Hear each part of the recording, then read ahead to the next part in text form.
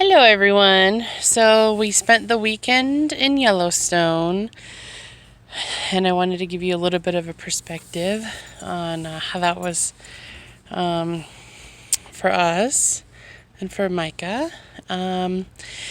So, we did good. We got up early.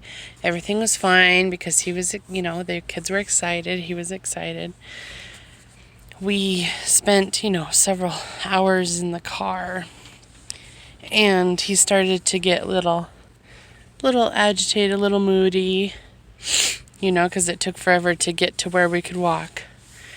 And so we just went to the mud pots and we climbed around, on the boardwalk, I should say, and hiked up, and that really helped get him to feel more grounded. Those of you who have your kids in OT or occupational therapy, you know that there are certain things that will help, heavy weight and that sort of thing. Thinking back, I should have had him put his weighted scarf on him. But we gave them an activity to do on the way up. As soon as the day broke, we had them do a scavenger hunt on paper, being that you can't take anything with you out of the park. We've done that several times because I'm from West Yellowstone, Cody area, and so we've been able to do the scavenger hunt a couple of times. But since we did it for the kids, I printed off things on paper, certain animals and whatnot, so that kept him pretty occupied, so that was good. But like I said, I should have had his weighted blanket or his lap buddy, which is just basically a weighted scarf, only shorter, that sits on your lap and it's heavier, and that helps ground him. And I had it, but I should have made him put it on him because that would have helped with him not getting agitated before we could go and walk and everything. And so we did that, and then we walked the lower falls. So a lot of stairs, good things like that to help get the energy out for really any kid, not just kids with ASD. And we pointed out, we saw a lot of animals.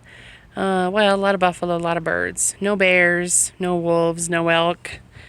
No, a whole bunch of whitetail and mule deer through Meeteetse and Thermopolis. And if anybody's been that way, there's always deer and antelope. And so, a lot of antelope. And I wanted to also talk about what to do when you have a family member who maybe is doubting your parenting style, or just maybe the whole diagnosis altogether. I have experience with that. So, they always say to educate, giving them that knowledge. It can also backfire a little bit if they're like, oh, well, you're not doing this and this, and it says to do this, because I've been there too with a family member. So giving them the information helps, because if they don't know, then, they don't know. And it's not excusing them, it's just ignorance is bliss, So you give them the information, you recommend them a book, and be like, please read this. Just read a couple chapters, whatever. I did that with a family member. They read the whole book, so that was good.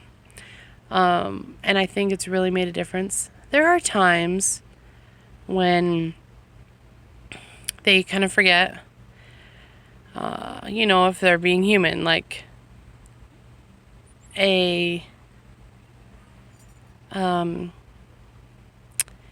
they forget, had a moment there. If they're human and they get tired and they're cranky and they kind of forget, maybe they're just like, well, you shut that kid up, which is frustrating for you, them, and your kid. But if you don't give them that information, then they have nothing to go off of, They just have the old, spare the rod, spoil the child adage, So the other thing is, try not to become short with them, don't get angry. We don't want to be easily angered, you know. So just take a breath and explain this is, him stimming. He's not trying to be noisy just for the sake of being noisy. If they're flapping and humming, which is what my son does a lot, it's part of their stimming, their coping mechanism, stuff like that. Just try to have patience. But by all means, advocate for your child. I am a huge advocate for my kid, and sometimes causes me to act a little rash and instantly rushing to judgment and defending, and so that's something I'm working on. But you can't really change the world without trying. I mean, 1% at a time.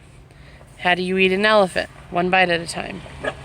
So it's that concept. We can educate, we can advocate for our children, but we can also try to be more understanding with the hopes that they will become more understanding. Okay, that's all I have for today. Please comment with any questions. Thank you.